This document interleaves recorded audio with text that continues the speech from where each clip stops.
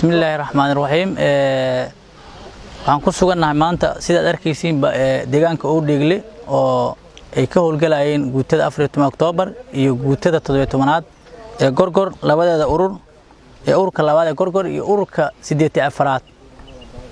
ee guutada 14 Oktoobar waxaan maanta halkaan u taaganahay rabnaa inaan idin sharaxno idin cadeyno waxa laga yaabaa khawaarijtu waxyaabo qaldan inay baraha bulshada ku sheegeen marka waxaan rabnaa inay wixii sheegayeen ama dadka u adeega cadawga ama kaalmeeya ee baraha bulshada wax ku qor waxay sheegayaan inay waxba ka jirin kaliya rabnaa in halkan ka cadeyno sida arkaysiin meeshan waxa joogo ilmo yar yar oo la soo qalday oo khawaarijtu ay soo qaladay nimankii waaweynaa soo qaldana laga yaabo inay geedo inta qolal dhiseen ay mukeef kashteen waxaan rabnaa marka in ay cadeyno xoogga dalka Soomaaliyeed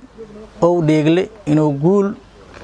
weligood horena uga soo hooyeen haddana ay uga soo hooyeen sida arkayna meeshaan ka arkaysaa meeshaan waxa jooga yaala baqtiga khawaarijta oo tiradooda markay ugu yaraato arkaysiinba kontomiyo qof ay meeshaan taalo sidoo kale meel 5 kiiloomitir noo jirto oo diyaarada Beerakdaar ay ku duqeen waxa yaala 60 qof oo iyagana baqtigooda inta ka daba tagna aan ka soo hadli doono iyadana dii Ilaahay idmo waxaan rabnaa marka ummadda Soomaaliyeed aan u cadeyno oo dheegle inuu san shabaab imaan way soo weerariyay weligiisuna xiro weerar jir laakiin inuu san qabsan nimankan aad arkaysiin madaxa xabad uga taal qaarna diyaaraduhu duqeen caloosho qaarna isqarxiyeen sida idin muuqat waxaan rabnaa ummadda Soomaaliyeed inay ku qanacdo qalbigu u dego ee ogaadaan geesiyaasha qarankoodu soo majeestayaal inay yihiin waa dhimanaynaa maahane qaranku meel uu way kama laabaneen halkii dhinacayga waxa taagan taliya guutada 17aad Gorgor isagoo dhaawaca oo waliba 350 kiiloomitir xagga ku soo dhaawacmo haddana saaka gurmati ugu horeeyay madax xirado kamid aha macnaheedu waxay macna la tahay inaan qaranka inaan u dhimano u shiin aan diyaar u nahay waxaan rabnaa madaxda qaranka madaxweyne uu sareeyo oo taliya xoog ku xigo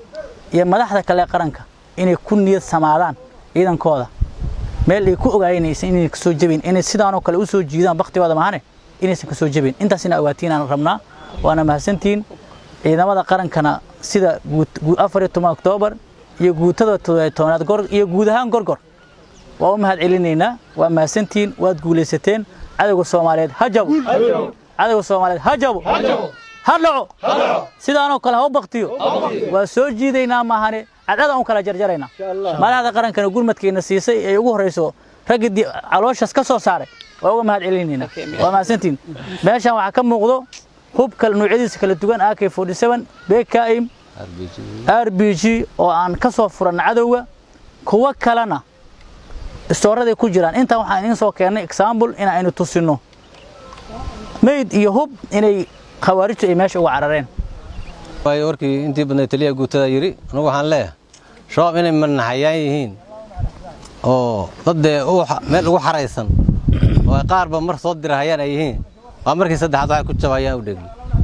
markastana sidaan kale tan looga duubahay TV looga furanayo hub loogu baabinahay